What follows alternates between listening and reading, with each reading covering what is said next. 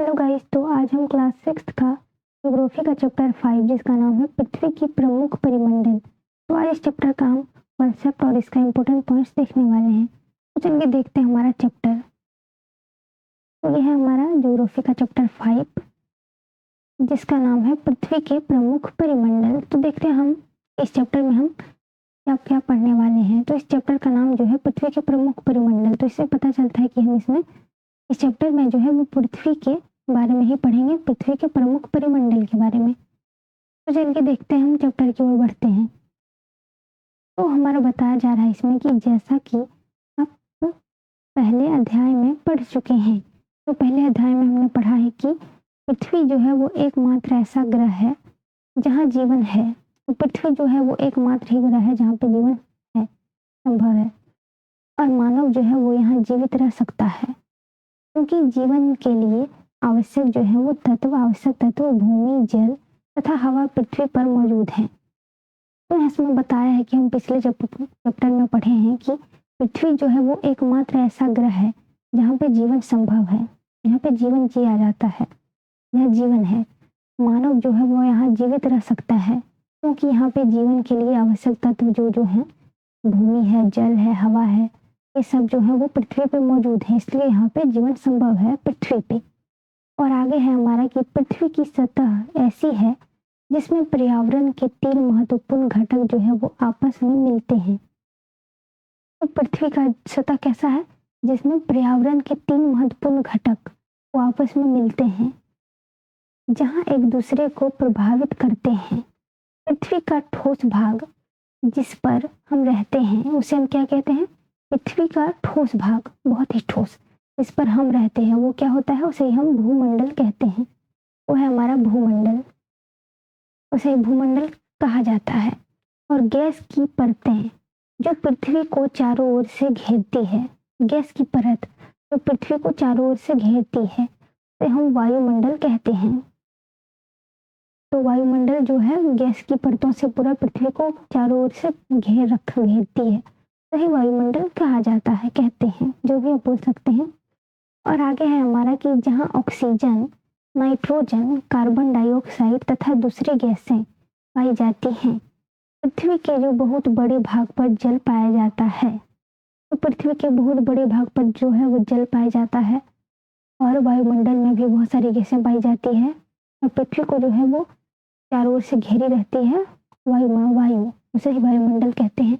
और जहाँ बहुत सारी गैसें रहती है, जैसे कि ऑक्सीजन तो है ही, नाइट्रोजन रहती है, कार्बन डाइऑक्साइड रहती है, और बहुत सारी दूसरी गैसें भी। और जलमंडल क्या है वो तो हमने बता ही दिया आपको कि पृथ्वी के बहुत बड़े भाग पर जो है वो जल पाया जाता है, जिसे जलमंडल कहा जाता है। तो सॉरी, ये हमने नहीं बताया था, तो ये यही होता है, यह हो गया हमारा जलमंडल। तो जिसे हम जलमंडल कहते हैं, पृथ्वी के बहुत बड़े भाग पर जल पाया जाता है, उसे जलमंडल कहा जाता है। और आगे है हमारा कि जलमंडल में जल की सभी अवस्थाएं जैसे बर्फ, जल एवं जल वाष्प सम्मिलित हैं। तो जल की जो है वो बहुत सारी अवस्थाएं होती हैं, जैसे कि बर्फ, जल, जल वाष्प, तो बहुत सारी शामिल हैं, वो जो है वो जलमंडल में पाया जाता है। और आगे है हमारा कि जीवमंडल एक सीमित क्षेत्र है। तो जीवमंडल जो है, जहाँ पे जीव रहते हैं, वो एक लिमिटेड एरिया है, मतलब कि सीमित है, जहाँ स्थल, जल एवं हवा एक साथ मिलते हैं, और जहाँ पे जो है वो ये तीनों, जल भी, स्थल भी और हवा भी, तीनों एक साथ मिलते हैं, जहाँ सभी प्रकार के जीवन पाए जाते हैं। और आगे है हमारा भूमंडल। इसमें हमारा भूमंडल के बारे में हम पढ़ेंगे। तो पृथ्वी के ठोस भाग को क्या कहते हैं, पृथ्वी के ठोस भाग को भूमंडल कहते हैं। पृथ्वी के ठोस भाग को भूमंडल कहते हैं, कहा जाता है, जो भी हम बोलें। तो यहाँ जो है यह भूप्रपट्टी की चट्टानों तथा मिट्टी की पतली परतों का बना होता है। तो भूमंडल जो है वो भूप्रपट्टी पर, मतलब कि पृथ्वी पर, भूमि पर चट्टानों और मिट्टी की पतली परत से बना होता है, जिसमें जो है वो जीवों के लिए पोषक तत्व पाए जाते हैं। और आगे है हमारा कि पृथ्वी की सतह को दो मुख्य भागों में बांटा जा सकता है। बड़े स्थलीय भूभागों को क्या कहते हैं? महाद्वीप के नाम से जाना जाता है। तो बड़े स्थलीय भूभागों को क्या कहते हैं? महाद्वीप कहते हैं। और तथा बड़े जलाशयों को क्या कहते हैं? महासागरीय बेसिन कहते हैं, के नाम से जाना जाता है। तो बड़े स्थलीय भूभागों को महाद्वीप कहते हैं और बड़े जलाशयों को महासागरीय बेसिन कहते हैं, बेसिन। और आगे है हमारा कि विश्व के सभी महासागर आपस में एक दूसरे से जुड़े हुए हैं। चित्र 5.1 में विश्व के मानचित्र को देखिए। यह सभी स्थलीय भूभाग एक दूसरे से आपस में जुड़े हुए हैं। तो और आगे है हमारा इस समुद्री जल का तल सभी जगह समान होता है। स्थल की ऊंचाई जो है, असल की ऊंचाई को समुद्र तल से मापा जाता है, जिसे शून्य माना जाता है। तो ये हमारा यहाँ पे एक बहुत ही इम्पोर्टेंट क्वेश्चन हमारा बन जाएगा। यहाँ पे ये लाइन बहुत इम्पोर्टेंट है कि समुद्री जल का जो है तल जो है वो सभी जगह समान होता है। समुद्र का जो जल है उसका तल जो है अंतिम बिंदु, मतलब जहाँ तक पानी स्टार्टिंग है, समुद्री जल का तल जो है वो सभी जगह समान होता है। और स्थल की ऊंचाई जो है, स्थल की ऊंचाई को समुद्र तल से मापा जा सकता है, जिसे शून्य माना जाता है। यहाँ पे हमारा इम्पोर्टेंट क्वेश्चन बन सकता है। ये लाइन बहुत इम्पोर्टेंट है। और आगे हम देखते हैं। तो ये हमारा 5.1 है चित्र का, जिसमें हमें बताया गया है कि विश्व का महाद्वीप एवं महासागर। तो यहाँ बहुत सारे महाद्वीप और महासागर हैं। तो यहाँ पे महासागर हो गया, हिंद महासागर हो गया, प्रशांत महासागर हो गया, यहाँ हो गया हमारा। उसके बाद और देखते हैं दक्षिणी महासागर हो गया, बहुत सारे महासागर हैं। आर्कटिक महासागर हो गया। तो ये हो गया हमारा महासागर। और ये हो गया हमारा महाद्वीप। महाद्वीप हो गया हमारा दक्षिण अमेरिका, उसके बाद उत्तर अमेरिका हो गया, अफ्रीका हो गया, यूरोप हो गया, एशिया हो गया, ये बहुत सारे हो गया। तो एक हो गया हमारा ये सब हो गए हमारे महाद्वीप और ये सब हो गए हमारे महासागर। और आगे बढ़ते हैं हम। तो आगे है हमारा विश्व का सबसे ऊंचा शिखर कौन है? Mount Everest. तो विश्व का जो है वो सबसे ऊंचा शिखर है माउंट एवरेस्ट, क्योंकि समुद्र तल से जो है वो 8,848, इसका ऊंचाई याद रखना बहुत ही इम्पोर्टेंट है। 8,848 मीटर ऊंचा है। माउंट एवरेस्ट का ऊंचाई कितना है समुद्र तल से? 8,848। तो विश्व का सबसे गहरा भाग प्रशांत महासागर का मेरियाना गर्त है। और यहाँ भी बहुत इम्पोर्टेंट है लाइन की विश्व का जो है वो सबसे गहरा भाग प्रशांत महासागर का मारियाना गर्त है, जिसकी गहराई जो है वो 11,022 मीटर है। और क्या आपने कभी कल्पना की है कि समुद्र की गहराई जो है वो पृथ्वी के सबसे ऊंचे भाग से इतनी अधिक भी हो सकती है? तो बहुत सारी ऊंचाई है।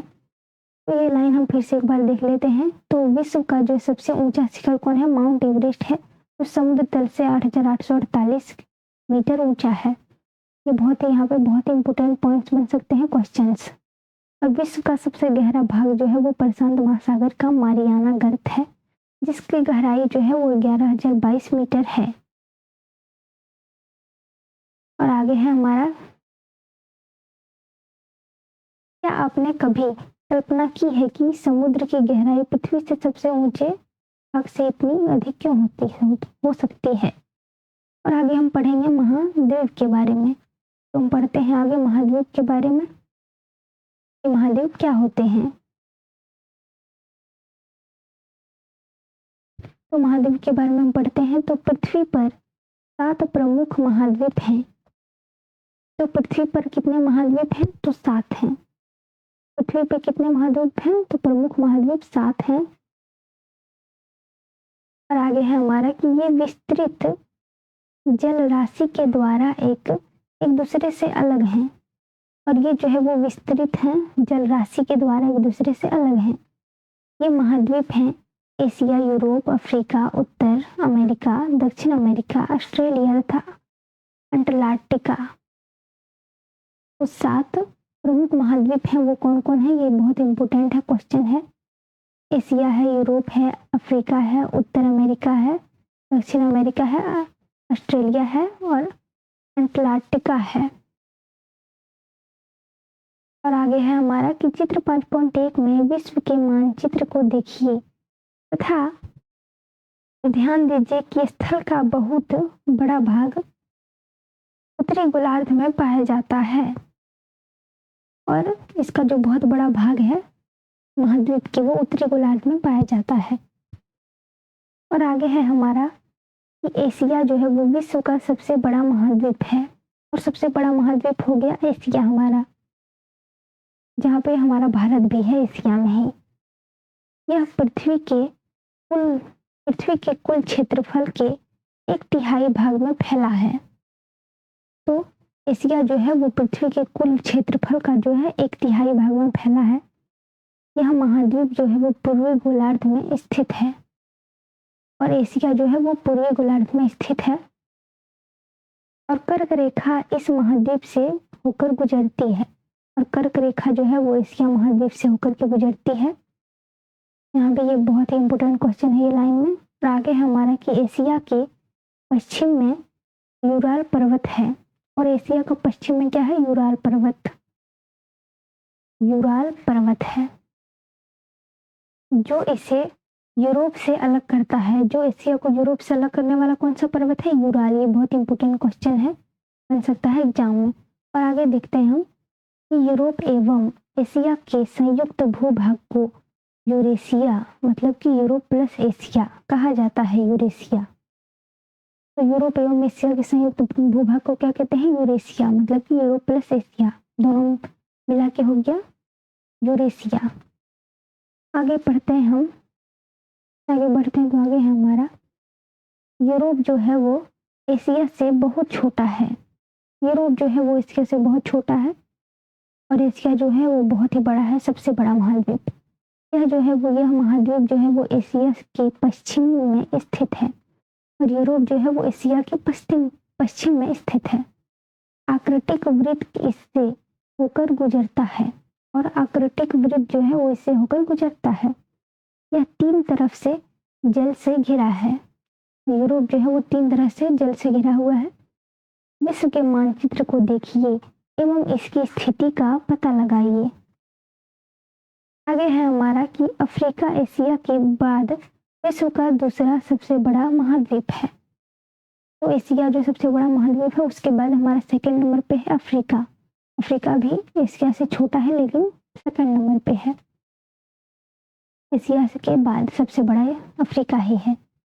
उसके बाद विषुवत प्रवृत्त या 0 डिग्री अक्षांश इस महाद्वीप के लगभग मध्य भाग में होकर गुजरती है। तो अफ्रीका के मध्य भाग में क्या गुजरती है, विषुवत वृत्त, क्योंकि 0 डिग्री अक्षांश पर इस महाद्वीप से लगभग अफ्रीका के लगभग मध्य भाग से होकर गुजरती है विषुवत वृत्त 0 डिग्री अक्षांश पर। और अफ्रीका का बहुत बड़ा भाग जो है वो उत्तरी गोलार्ध में स्थित है और अफ्रीका का बहुत बड़ा भाग उत्तरी गोलार्ध में स्थित है। चित्र 5.1 को देखिए, आप पाएंगे कि यही एक ऐसा महाद्वीप है जिससे होकर कर्क रेखा, विषुवत तथा मकर तीनों रेखाएं गुजरती है। तो इसमें बोला है कि ऐसा महाद्वीप है, यही एक ऐसा महाद्वीप है जिससे जो है वो कर्क रेखा, विषुवत रेखा तथा मकर रेखा तीनों रेखाएं गुजरती है। तो ये रेखाएं बस एक काल्पनिक रेखा है, ये सच में खींची गई नहीं है। और आगे है हमारा इस सहारा का रेगिस्तान जो है वो विश्व का सबसे बड़ा गर्म रेगिस्तान है। तो बहुत इंपॉर्टेंट क्वेश्चन है कि विश्व का सबसे बड़ा गर्म रेगिस्तान कौन है, तो सहारा रेगिस्तान है। सहारा रेगिस्तान जो है वो विश्व का सबसे बड़ा रेगिस्तान है जो कि अफ्रीका में स्थित है। जो कहाँ स्थित है, जो अफ्रीका में स्थित है। यह महाद्वीप चारों तरफ से समुद्रों एवं महासागरों से घिरा हुआ है और ये जो सहारा रेगिस्तान है वो महा चारों तरफ से जो है वो समुद्रों एवं महासागरों से घिरा हुआ है। विश्व के मानचित्र को देखिए, मतलब चित्र 5.1 के मानचित्र को देखना बोला है कि आप देखेंगे कि विश्व की सबसे लंबी नदी जो है वो नील अफ्रीका से होकर गुजरती है। तो नील नदी जो है वो अफ्रीका से होकर गुजरती है। अफ्रीका का मानचित्र जो है वो देखिए तथा बताइए कि कर्क रेखा, मकर रेखा तथा विषुवत वृत्त इसके किन किन भागों से होकर गुजरती है। उत्तर अमेरिका विश्व का तीसरा सबसे बड़ा महाद्वीप है। उत्तर अमेरिका जो है वो विश्व का तीसरा सबसे बड़ा महाद्वीप है।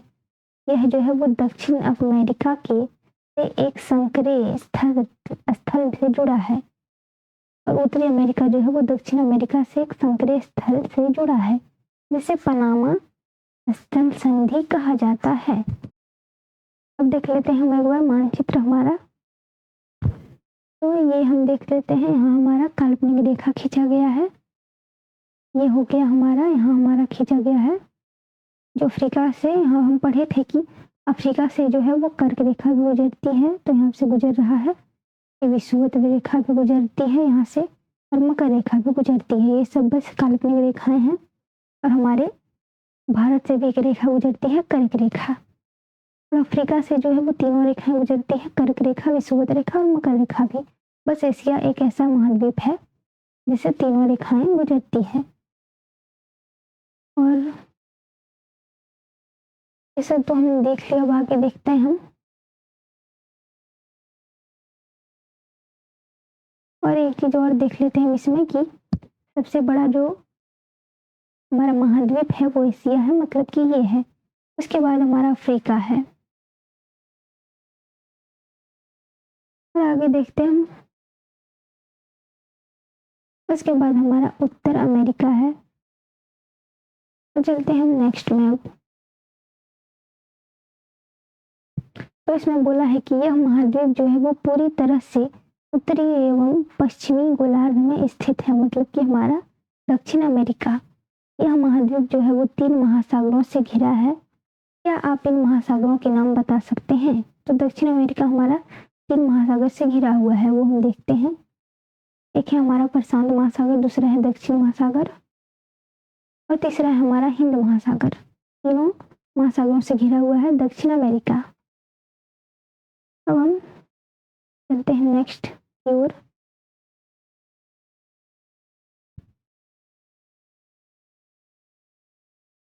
अगला है हमारा दक्षिण अमेरिका का अधिकांश भाग जो है वो दक्षिणी गोलार्ध में स्थित है। दक्षिणी अमेरिका का अधिकांश भाग कहाँ स्थित है? दक्षिणी गोलार्ध में स्थित है। इसके पूर्व एवं पश्चिम में कौन से 2 महासागर स्थित हैं? विश्व की सबसे लंबी पर्वत श्रृंखला एडीज इसके उत्तर से दक्षिण की ओर फैली है। इसमें एक हमारा बहुत ही इंपॉर्टेंट क्वेश्चन बन गया कि विश्व की सबसे लंबी पर्वत जो है वो पर्वत श्रृंखला जो है वो एडीज है। इसके उत्तर से दक्षिण की ओर फैली है। दक्षिण अमेरिका के उत्तर से दक्षिण की ओर फैली है एडीज पर्वत श्रृंखला। उत्तर से दक्षिण में फैली हुई है एडीज, तो ये देख लेते हैं हम। यहाँ पे फैली हुई है उत्तर से दक्षिण की ओर एडीज। अब हम देखते हैं नेक्स्ट। तो अगला हम पढ़ते हैं इसके बारे में आगे। तो दक्षिण अमेरिका में विश्व की सबसे बड़ी नदी अमेजन बहती है। तो अमेजन नदी जो है वो विश्व की सबसे बड़ी नदी है जो कि दक्षिण अमेरिका में बहती है। ये बहुत ही इंपॉर्टेंट क्वेश्चन है, अमेजन। और यहाँ हम देख लेते हैं कि क्या बोला है हमारा। तो यह है हमारा उत्तर अमेरिका, यह है हमारा दक्षिण अमेरिका। और यहाँ है जल संधि। यहाँ लिखा है जल संधि के बारे में, स्थल का एक संकरा भाग होता है। स्थल का जो है एक संकरा भाग होता है जो 2 बड़े स्थलीय भागों को एक दूसरे से जोड़ता है। यही होता है हमारा स्थल संधि। और यहाँ है हमारा भारत है। और यहाँ पे हमारा श्रीलंका है, यहाँ पे जल संधि है और यहाँ पे स्थल संधि, मतलब कि उत्तरी अमेरिका और दक्षिणी अमेरिका के बीच में स्थल संधि है और भारत और श्रीलंका के बीच जल संधि है। तो जल संधि होता है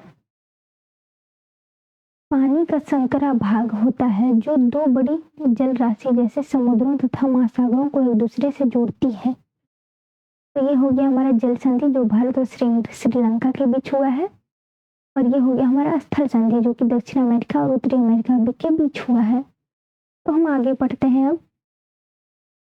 तो छोटा महासागर है, मतलब कि ऑस्ट्रेलिया जो है वो विश्व का सबसे छोटा महासागर है। तो महाद्वीप है। तो विश्व का सबसे छोटा महाद्वीप कौन है? ऑस्ट्रेलिया, जो कि पूरी तरह से दक्षिणी गोलार्ध में स्थित है। और ऑस्ट्रेलिया जो है वो पूरी तरह से दक्षिणी गोलार्ध में स्थित है ऑस्ट्रेलिया। तो इसके बारे में हम देख लेते हैं। यहाँ है ये रहा हमारा ऑस्ट्रेलिया जो कि पूरी तरह से दक्षिणी गोलार्ध में है। ये देखिए बहुत ही नीचे में है, मतलब कि दक्षिणी गोलार्ध में स्थित है हमारा ऑस्ट्रेलिया। तो हम पढ़ते हैं आगे। और आगे है हमारा यह जो है चारों तरफ से महासागरों तथा समुद्रों से घिरा है। और ऑस्ट्रेलिया जो है वो चारों तरफ से महासागरों और जल समुद्रों से घिरा हुआ है। इसे द्वीपीय महाद्वीप कहा जाता है। इसे द्वीपीय महाद्वीप भी कहते हैं ऑस्ट्रेलिया को। और आगे है हमारा अंटार्कटिका, एक बहुत बड़ा महाद्वीप है। और अंटार्कटिका क्या है? ये बहुत ही बड़ा महाद्वीप है जो कि दक्षिणी गोलार्ध में स्थित है। तो अंटार्कटिका कहाँ स्थित है? दक्षिणी गोलार्ध में, जो एक बहुत बड़ा महाद्वीप है। दक्षिणी ध्रुव इस महाद्वीप के मध्य में स्थित है। दक्षिणी ध्रुव जो है वो इस महाद्वीप के बीचों बीच स्थित है, मध्य में। क्योंकि यह दक्षिणी ध्रुव क्षेत्र में स्थित है इसलिए यह हमेशा मोटी बर्फ की परतों से ढका रहता है। तो अंटार्कटिका जो है वो मोटी बर्फ की परतों से हमेशा ढका रहता है। यहाँ किसी भी प्रकार का स्थायी मानव निवास नहीं करता। बहुत से देशों से शोध केंद्र यहाँ स्थित हैं और यहाँ पे बहुत से देशों के शोध केंद्र स्थित हैं। भारत के भी शोध संस्थान यहाँ हैं और भारत के भी शोध संस्थान अंटार्कटिका में स्थित हैं। इसके नाम में मैत्री तथा दक्षिण गंगोत्री है इसके नाम में। और आगे पढ़ते हैं हम जलमंडल के बारे में। इसमें पढ़ेंगे हम कि जलमंडल क्या होता है। तो यहाँ हो गया हमारा, यह है महासागर। तो हमारा क्या बता गया है ये देखते हैं हम। यह महासागर हो गया हमारा और ये हो गया अलवण जल जिसको हम पी नहीं सकते। तो पढ़ते हैं हम जलमंडल को। तो पृथ्वी को नीला ग्रह कहा जाता है। तो पृथ्वी को हम क्या कहते हैं? नीला ग्रह भी कहते हैं, क्योंकि यहाँ पे पानी बहुत ज्यादा मात्रा में है। तो पृथ्वी को नीला ग्रह कहते हैं। पृथ्वी का 71% भाग जो है वो जल तथा 29% भाग जो है वो स्थल है। तो पृथ्वी पे जो है वो सबसे ज्यादा जो है वो जल है, और 71% बस जल ही जल है, इसलिए इसे नीला ग्रह भी कहते हैं पृथ्वी को। और जो भाग स्थल है वो बस 29% ही है, और जल बहुत ज्यादा मात्रा में है, इसलिए इसको नीला ग्रह भी कहते हैं। जलमंडल में जल के सभी रूप उपस्थित हैं, और जलमंडल में जो है वो जल के सभी रूप उपस्थित हैं। इसमें महासागर एवं नदियां, झीलें, हिम नदियां, भूमिगत तथा वायुमंडल की जलवाष्प सभी सम्मिलित हैं। इसमें बहुत सारी सब कुछ सम्मिलित है जलमंडल में। पृथ्वी पर पाए जाने वाले जल का 97% से अधिक भाग महासागरों में पाया जाता है। पृथ्वी का जल जो है वो 97% जो है अधिक भाग जो है वो महासागरों में पाया जाता है। वह इतना अधिक खारा होता है कि मानव के उपयोग में नहीं आ सकता। ये बहुत ही खारे पानी होता है। इस जल का बहुत बड़ा भाग जो है वो बर्फ की परतों एवं हिम नदियों तथा भूमिगत जल के रूप में पाया जाता है। जल का बहुत कम भाग जो है वो अलवण जल के रूप में पाया जाता है, जो मनुष्य के इस्तेमाल में आता है। यही कारण है कि नीले ग्रह में रहने के बावजूद हम पानी की कमी महसूस करते हैं। तो पृथ्वी को नीला ग्रह इसलिए कहते हैं क्योंकि यहाँ पे बहुत ज़्यादा पानी है। और यहाँ पे अलवण जल पीने योग्य होता है। इसमें मेरा मिस्टेक हो गया कि अलवण जो है वो पीने योग्य होता है, लवण जल जो है वो लवणीय जल पीने योग्य नहीं होता है, बस इसमें मिस्टेक था। तो ये 2.5% जल जो है वो हम पी सकते हैं, और जो 97.5% है वो हम नहीं पी सकते, जो कि महासागरों में पाया जाता है।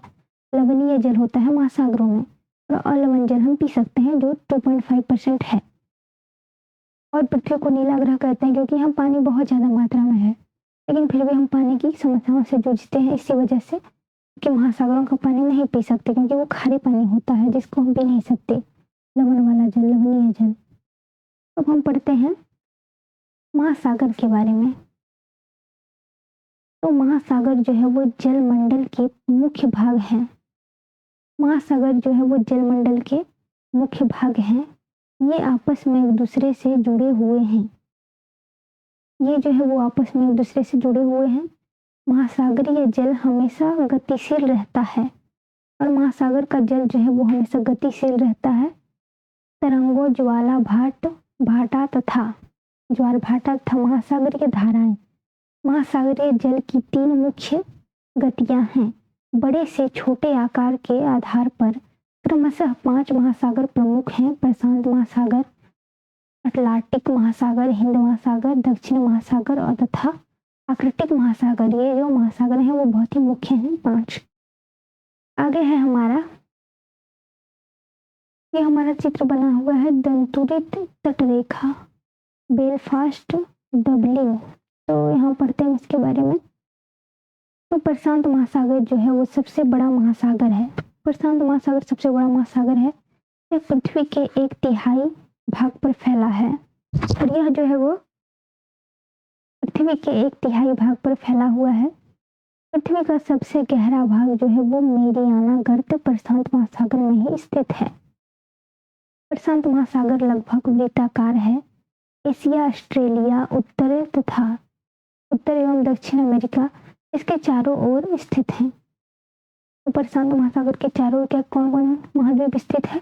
एशिया है, ऑस्ट्रेलिया है, उत्तर और दक्षिण अमेरिका दोनों हैं, इसके चारों ओर स्थित हैं ये सब महाद्वीप। चित्र 5.1 को देखिए था। प्रशांत महासागर के चारों ओर इस महाद्वीप को स्थित का पता लगाइए स्थिति का। तो अटलांटिक महासागर विश्व का दूसरा सबसे बड़ा महासागर है, और अटलांटिक कौन है? विश्व का सबसे दूसरा बड़ा, जो पहला प्रशांत उसके बाद दूसरा अटलांटिक महासागर। यह जो है वो अंग्रेजी भाषा के एस अक्षर से आकार का है। इसके पश्चिमी किनारे पर उत्तर एवं दक्षिणी अमेरिका है, तथा पूर्वी किनारे पर यूरोप एवं अफ्रीका। अटलांटिक महासागर की तट रेखा बहुत अधिक दंतुरित है। यह जो है वो अनियमित एवं दंतुरित तट रेखा प्राकृतिक पोताश्रयों एवं पतनों के लिए आदर्श स्थित है। व्यापार की दृष्टि से यह सबसे व्यस्त महासागर है। व्यापार की दृष्टि से जो अटलांटिक महासागर है वो बहुत ही व्यस्त है। हिंद महासागर ही एक ऐसा महासागर है जिसका नाम किसी देश के नाम पर यानी भारत के नाम पर रखा गया है। तो यहाँ पे हमारा ये अटलांटिक महासागर विश्व का देख लेते हैं। यहाँ पे एक बार फिर से, तो अटलांटिक महासागर जो है वो विश्व का सबसे दूसरा बड़ा महाद्वीप है। यह अंग्रेजी भाषा के एक्स अक्षर से आकार का है। इसके पश्चिम किनारे का उत्तर एवं दक्षिण अमेरिका है, तथा पूर्वी किनारे पर यूरोप एवं अफ्रीका है। अटलांटिक महासागर की तटरेखा बहुत लंबी दंतुरित है। यह अनियमित एवं दंतुरित तटरेखा प्राकृतिक पोताश्रयों एवं पतनों के लिए आदर्श स्थित है। व्यापार की दृष्टि से यह सबसे व्यस्त महासागर है। हिंद महासागर ही एक ऐसा महासागर है जिसका नाम किसी देश के नाम पर यानी भारत के नाम पर रखा गया है। तो हिंद महासागर का नाम जो है वो भारत के नाम पर रखा गया है, मतलब हिंदुस्तान का हिंद महासागर।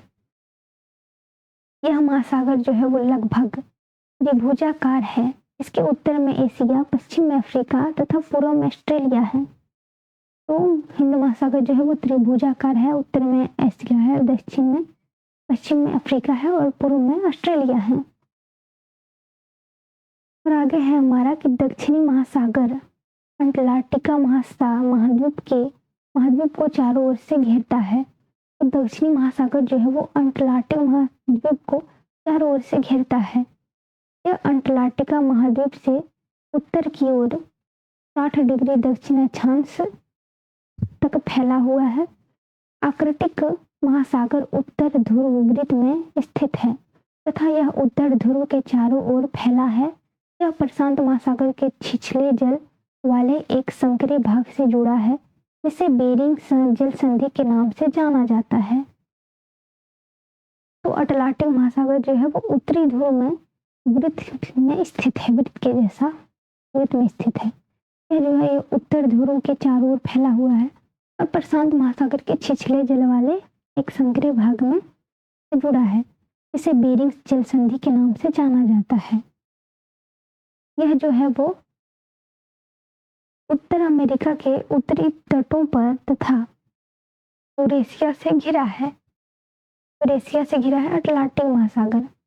अब हम पढ़ने वाले हैं वायुमंडल के बारे में। तो वायुमंडल के बारे में पढ़ते हैं। तो हमारी पृथ्वी चारों ओर से गैसों से एक परत के रूप में घिरी हुई है जिसे वायुमंडल कहा जाता है। तो गैसों की परतों से जो हमारा पृथ्वी है वो घिरा हुआ है जिसे वायुमंडल कहते हैं। वायु की यह पतली परत इस ग्रह का महत्वपूर्ण एवं अटूट भाग है। यह हमें ऐसी वायु प्रदान करती है जिससे हम लोग सांस लेते हैं। यह वायुमंडल हम लोगों को सूर्य की कुछ हानिकारक किरणों से बचाता है। वायुमंडल जो है वो 1600 किलोमीटर की ऊंचाई तक फैला है।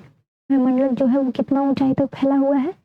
1600 किलोमीटर। बाप रे, बहुत ज्यादा है। वायुमंडल को उसके घटकों, तापमान तथा अन्य के आधार पर 5 परतों में बांटा जाता है। इन परतों को वायुमंडल की सतह से शुरू करते हुए क्षोभ मंडल, समताप मंडल, मध्यमंडल, आयन मंडल तथा बहिर्मंडल कहा जाता है। बहिर्मंडल, वायुमंडल में बहुत सारे मंडल होते हैं। तो यहाँ देख लेते हैं, क्षोभ मंडल होता है, समताप मंडल होता है, मध्यमंडल होता है, आयन मंडल होता है और बहिर्मंडल होता है। बहुत सारे मंडल हैं। तो समताप मंडल के और एक चीज है हमारा कि जो हमारा एरोप्लेन है वो समताप मंडल के नीचे ही उड़ता है, उससे ऊपर नहीं जाता। और आगे देखते हैं हम। तो आगे है हमारा ये वायुमंडल मुख्यतः जो है वो ऑक्सीजन एवं नाइट्रोजन का बना है। तो वायुमंडल जो है वो मुख्यतः कौन कौन गैसों से बना हुआ है? ऑक्सीजन और नाइट्रोजन, जो कि साफ तथा शुष्क हवा का 99% भाग है। जो कि साफ एवं शुष्क हवा का 99% भाग है। आयतन के अनुसार नाइट्रोजन 78%, ऑक्सीजन 21% तथा दूसरी गैसें जैसे कार्बन डाइऑक्साइड, आर्गन इत्यादि की मात्रा 1% है। ऑक्सीजन सांस लेने के लिए आवश्यक है, जबकि नाइट्रोजन प्राणियों की वृद्धि के लिए आवश्यक है। कार्बन डाइऑक्साइड जो है वो यद्यपि बहुत कम मात्रा में है, लेकिन यह पृथ्वी के द्वारा छोड़ी गई ऊष्मा को अवशोषित करती है, जिससे पृथ्वी गर्म रहती है। यह पौधों की वृद्धि के लिए भी आवश्यक है। तो वायुमंडल जो है वो मुख्यतः उसमें कौन कौन सी गैसें हैं? ऑक्सीजन और नाइट्रोजन। जो है वो साफ और शुष्क हवा 99% और आयतन के बहुत अनुसार जो है वो नाइट्रोजन 78% और ऑक्सीजन 21% जो है वो दूसरी गैसें बहुत सारी हैं कि कार्बन डाइऑक्साइड, आर्गन हो गया, उसकी मात्रा जो है वो 1% है। ऑक्सीजन जो है वो सांस लेने के लिए बहुत ही इम्पोर्टेंट है और नाइट्रोजन जो है वो प्राणियों की वृद्धि के लिए बहुत इम्पोर्टेंट है। और कार्बन डाइऑक्साइड जो है वो बहुत कम मात्रा में है, लेकिन ये पौधों के वृद्धि के लिए बहुत इम्पोर्टेंट है। और आगे है हमारा ये ऊंचाई के साथ वायुमंडल के घनत्व में विभिन्नता आती है। तो जैसे जैसे ऊंचाई बढ़ती है वैसे वैसे वायुमंडल के घनत्व में विभिन्नता आती है। जैसे कि यहाँ हो गया क्षोभ मंडल, यहाँ संताप मंडल, यहाँ मध्य मंडल, मध्यम मंडल, यहाँ पे आयतन मंडल, यहाँ पे वायुमंडल। जैसे जैसे ऊंचाई बढ़ती है वैसे वैसे वायुमंडल का घनत्व भी बढ़ते जाता है। इसके यहाँ पे बहुत सारे मंडल आ रहे हैं, वायुमंडल, उसके बाद और भी बहुत सारे मंडल। ये जो है वो घनत्व समुद्री तल पर सबसे अधिक होता है। इसका जो है घनत्व समुद्री तल पर सबसे अधिक होता है तथा जैसे जैसे हम ऊपर की ओर जाते हैं यह तेजी से के साथ घटता जाता है। आप जानते हैं कि पहाड़ों एवं पर्वतारोही को हवा के घनत्व में कमी होने के कारण सांस लेने में कठिनाई होती है। ऊंचाई पर सांस लेने के लिए उन्हें अपने साथ ऑक्सीजन सिलेंडर लेकर जाना पड़ता है। जैसे जैसे हम ऊपर की ओर जाते हैं तापमान की घटना घटता जाता है। वायुमंडल पृथ्वी पर दबाव डालता है। यह एक स्थान से दूसरे स्थान पर अलग अलग होता है। कुछ क्षेत्रों में हमें अधिक दाब महसूस होता है जबकि कुछ क्षेत्रों में कम। वायु उच्च दाब से निम्न दाब की ओर बहती है। गतिशील वायु को पवन कहा जाता है। गतिशील वायु को पवन कहते हैं। ये हमारा है जीवमंडल,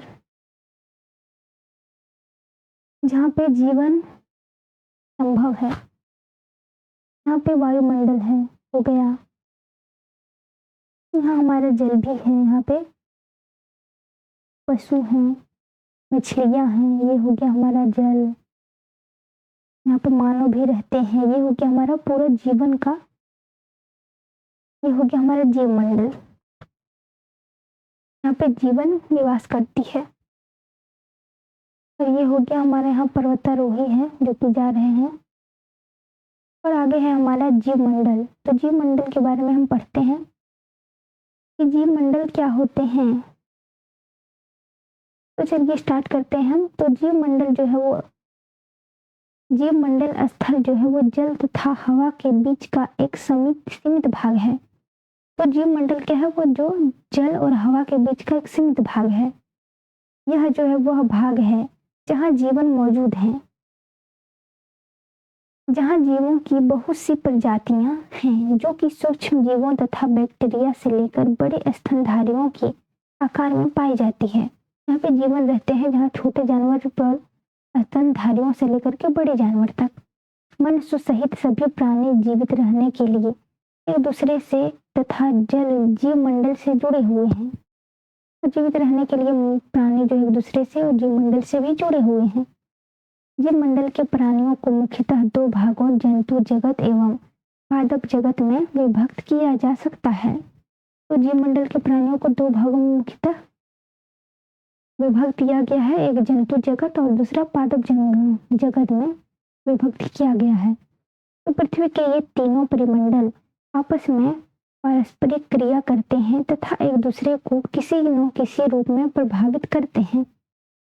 उदाहरण के लिए लकड़ी तथा खेती के लिए वनों को काटा जाए तो इससे ढलुआ भाग पर मिट्टी का कटाव तेजी से होने लगता है।